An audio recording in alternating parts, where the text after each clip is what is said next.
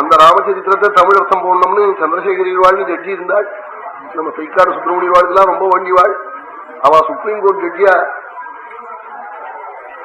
டெல்லியில இருக்கிற போது என்ன சுந்தரகாண்டன் சொல்ல சொன்னாள். ஆத்துல அன்னைக்கு வாழலாம் வந்தாள் சைக்காடு சுப்பிரமணிய வாழ். அப்பதான் நான் பார்த்தேன் அட்வொகேட் ஜெனரல் எத்தனை பேர் உண்டோ அத்தனை பேரும் டெல்லிக்கு வந்திருந்தார். அத்தனை பேரும் அன்னைக்கு ராமாயணத்துக்கு வந்தார். பெரிய கோஷ்டி. சந்திரசேகரி வாழத்துல சொன்னேன். அவ வெறுமன தமிழ் அர்த்தம் போடணும்னு வெறுமன கேட்பாள். அவ சொன்னதுக்காக தமிழ் அர்த்தம் சுந்தரகாண்டத்துக்கு தட்சிணேஸ்வரத்துல கல்கத்தாவில ராமகிருஷ்ண பரமஹம்சா சமாதியில அவ பூஜை பண்ண தட்சிண காளியினுடைய சன்னிதியில் உட்கார்ந்து எழுதினேன். 3 மாசம் போய் இருந்து மூலம் சம்ஸ்கிருதத்திலே தமிழின் மூலம் கீழே தமிழ் அர்த்தம். முன்னாடி படிக்க வேண்டிய கிரமம் தசாபுக்தி தோஷத்துக்கு என்னென்ன சர்க்கத்தை படிக்கணும்.